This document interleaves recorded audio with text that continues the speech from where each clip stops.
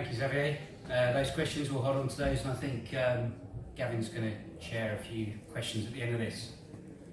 So firstly, I'd like to thank you all. I'm appreciating that we're getting towards the witching hour, the end of the day, so I'm going to try and make this a relatively light-hearted presentation to do with asset monitoring, focusing primarily around mooring monitoring. So a little bit about myself. Michael Hook, I'm Business Development Manager for JF-Strainstall, where I'm focusing on renewables.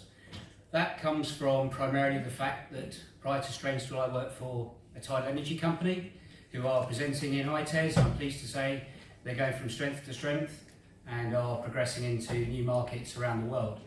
So collectively renewables is working and offshore is definitely going in the right direction. The challenge for me, working for Strainstall, which is a very established oil and gas company, or part of that supply chain, is taking the knowledge that they've got and transposing it across into floating offshore wind, which, as I think some of you who are present in Aberdeen saw, is key to possibly helping towards reducing the cost. So first, a little bit about Strainstall. For those of you that don't know Strainstall, our industry primarily focuses around monitoring loads, whether that's strain, load monitoring in moorings. That was devised by a certain Frank Hartshorn, best part of 55 years ago. Ironically enough, he was sat on the Isle of Wight ferry working out, how can I actually bond a strain gauge to something that I can then stick to something that I want to monitor? Lo and behold, he came up with the idea, and to this day we're still innovating using the same technology that he developed over 50 years ago. Our focus is developing real-time asset monitoring that can be used across a range of sectors, and it's focusing on those harsh, challenging offshore sectors that we want to work and continue to develop what we've done in floating offshore wind. On the screen you can see some of the projects that we've been involved. You may or may not be familiar. I'm sure the Burj Khalifa in Dubai, one or two of you may have seen it, flown over it. We strain gauge that. The Halley 5 project, the British Antarctic Survey, they said to us, we've got to move this, it's going to fall into a crevice. Can you monitor it? We'll monitor it for being towed around. Yes, we can. And then as we get into the marine world, the Jubilee oil field, FPSOs, we're monitoring the turrets. And then most recently, and slightly close to my heart, I guess, is we did the mooring monitoring for Playtie, a platform that was installed in Scotland and is now located in Canada. So as a company, we're keen to innovate, and hopefully this shows that we're doing that. So I'm going to look at this a little bit further today. What I want to look at is how we can discover the right tech at the right time can redefine an industry. Look at how asset monitoring for pilot projects can ensure success, which has to be key. And finally, how that accurate data can resolve the challenges of upscaling and ultimately drive development. So let's start, however, with some innovation that possibly, like asset monitoring in floating offshore wind, has faced scepticism, especially after their initial development. Here's a little timeline. Back in the mid-1880s, alternating current was invented. A certain Thomas Edison said, it's a waste of time. Without that current, that AC current, we wouldn't have then had the TV. Yet a famous film producer turned around and said, it's never going to hold people's attention in a living room looking at a plywood box. Strainstall came along. Frank Hartshorn had to face doubt from his contemporaries about the benefit of monitoring strain and ultimately load. A legacy of innovation which continues today. And then finally, this is a slightly interactive one. Who here has an iPhone? Hands up. Interestingly enough, a certain CEO of Microsoft said that product will never hold any market share. Technological history has moments like this where the right tech at the right time, in the right environment, can define an industry. What I want to question is asset monitoring, mooring monitoring in flow going to be the same? So now let's have a little look at what that journey might actually look like. What I've done is I've split it into 3 phases. How does our technology development sit alongside that of floating offshore wind? So firstly, phase 1, I think this is the key one that most people associate with asset monitoring. verification of performance.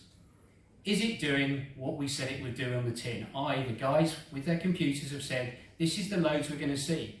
We've now built it, we've installed it. Is it doing that? Is it performing as we expected?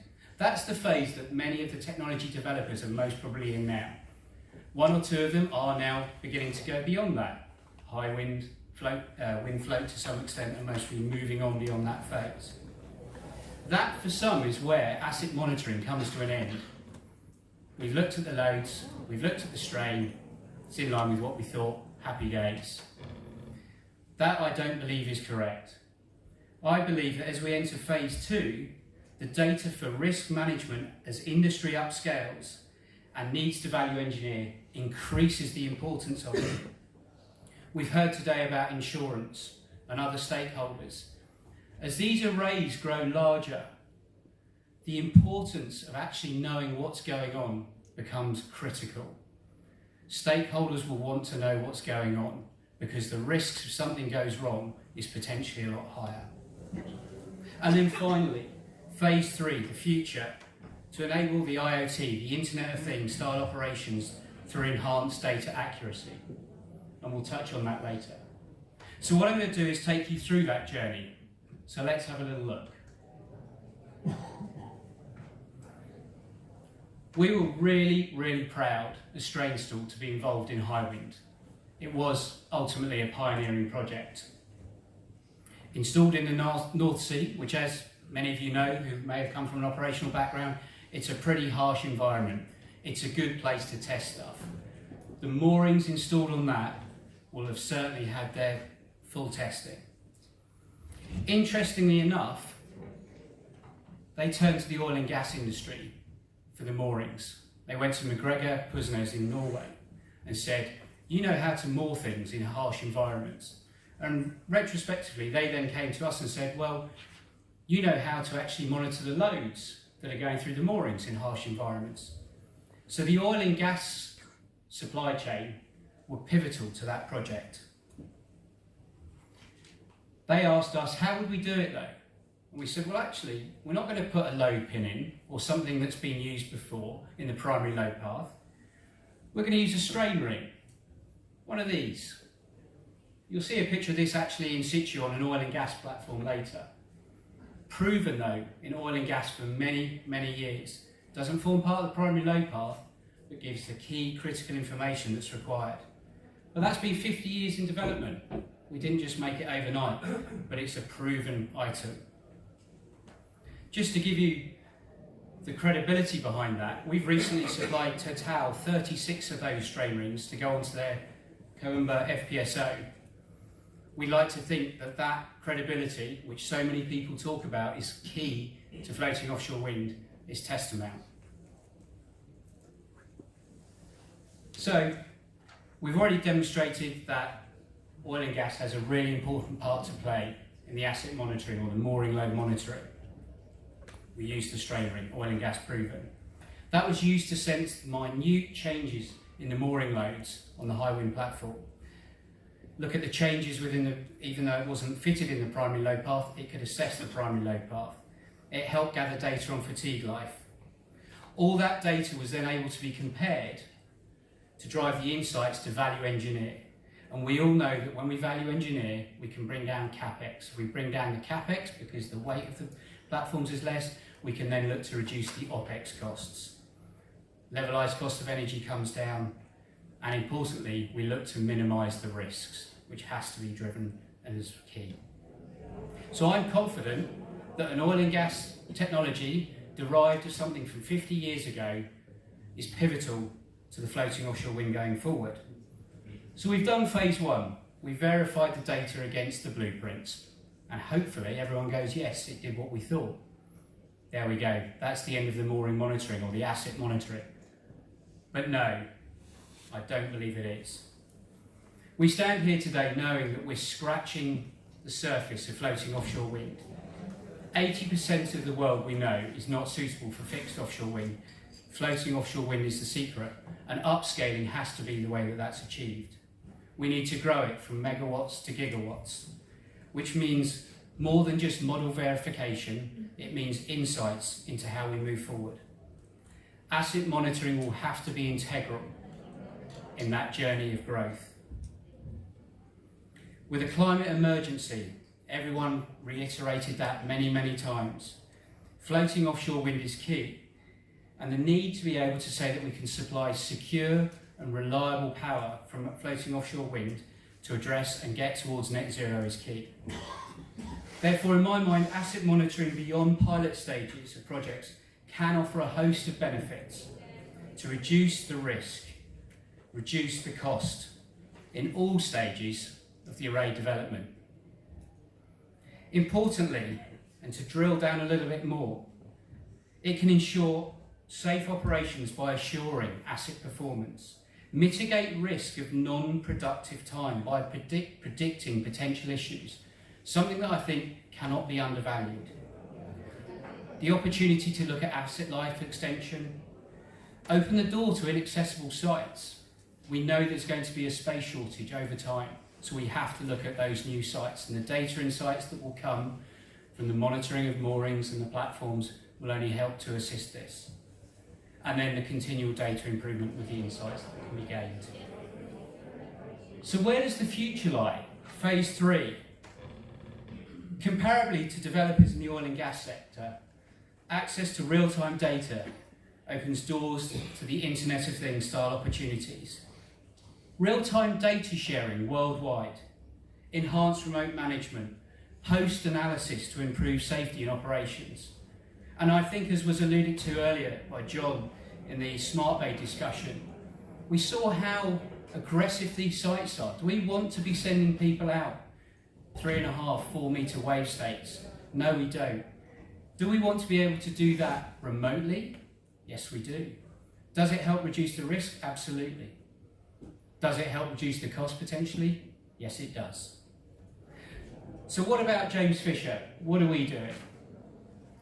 We've already started to look at the Internet of Things and digitalisation already, utilised in high assurance sectors, nuclear, defence, marine, offshore. And we know that that innovation can be done. R2S, one of our sister companies, is already doing digital twinning and visualisation of high value assets in remote locations. But as far as today, what are we doing? In the practical sense, well, you can see a few of the things here. We've got colleagues from James Fisher Marine Services involved in the installation and the marine services side, EDS, who do the cables, and many other parts. So let's conclude. I said I'd show you a couple of pictures of the strain ring in situ. This is an oil and gas asset, which, as you can see, has been installed for some time. A bit of marine growth on there. They didn't have any method of identifying what the asset life was like. They wanted to be able to do that. So they came to us and said, is there a way we can retrofit something in situ to be able to gain the data and the information to look at how that platform could be extended in life? Question is, why wasn't that installed in the first place? Most probably because they went, well, it's a few £1,000s to put that on. Well, what does it cost retrospectively to put it on? Divers, downtime, rope access. Okay, it's doable, and we're proud of the fact that we can retrofit this. But this is where I think the floating offshore wind sector can learn from the fact that don't cut off early for a little bit of capex, something that can have long-term benefits. So, in summary, what else are we doing? Well, we did high wind. I'm pleased to say that we've now done exactly the same for Kincardine. We're supplying strain rings onto the first subsea connectors to be able to monitor the loads going through the primary load path, and other ocean renewable technologies as well.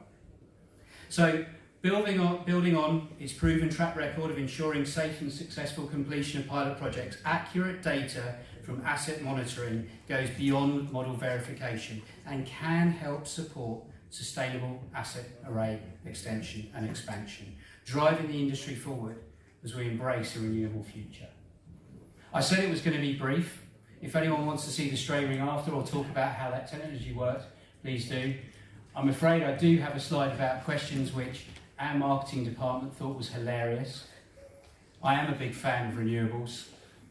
I think now we can open the floor to questions. Over to you, Gavin.